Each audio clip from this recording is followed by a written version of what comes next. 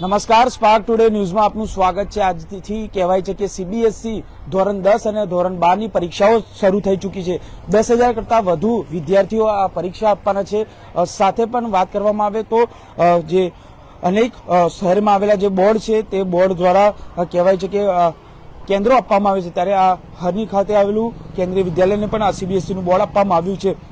10,000 કરતા વધુ વિદ્યાર્થીઓ આ બોર્ડની પરીક્ષા આપવાના છે।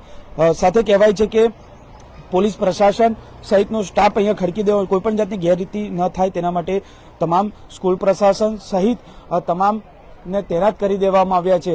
ખાસ કરીને સેન્ટ્રલ બોર્ડ ઓફ સેકન્ડરી એજ્યુકેશનની ઉચ્ચતર માધ્યમિક અને ઉચ્ચ શાળાઓની આજથી 15 ફેબ્રુઆરીથી આ શિક્ષણની આ પરીક્ષાઓ શરૂ થઈ રહી છે।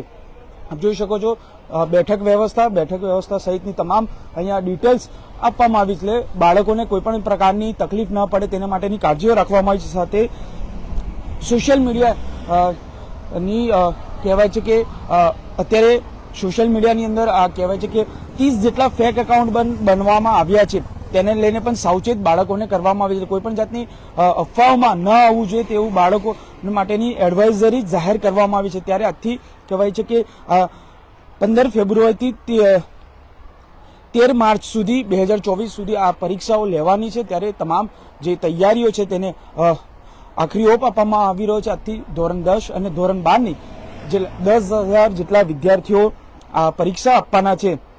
સાથે આવતા મહિનાથી ગુજરાત બોર્ડની ધોરણ 10 અને ધોરણ 12ની પણ પરીક્ષાઓ થઈ રહી, ત્યારે અત્યારથી જ સોશિયલ મીડિયા પર બાજ નજર રાખવામાં આવી રહી છે। સોશિયલ મીડિયાની વાત કરવામાં આવે તો 30 જેટલા અત્યારે સીબીએસઈના ફેક એકાઉન્ટ ચાલી રહ્યા છે તેવું સામે આવ્યું છે। તેને લઈને સીબીએસઈ બોર્ડ દ્વારા તમામ જે ગાઈડલાઈન છે બહાર પાડવામાં આવી છે। કહેવાય છે કે આ ફેક ન્યૂઝ ફેલાવવા બદલ સજા કરવામાં આવશે તેવી વાત પણ કરવામાં આવી છે।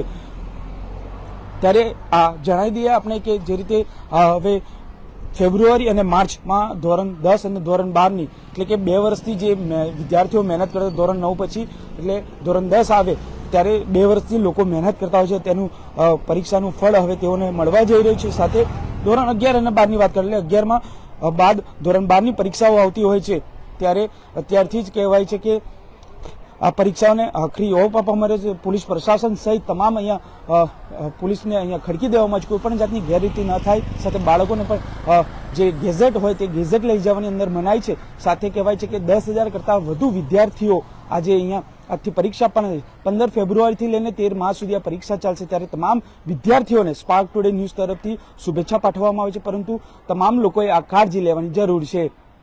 કેમેરામેન રાહુલ કપ્તાની સાથે Surat Solanki, spark today news, Vadodara.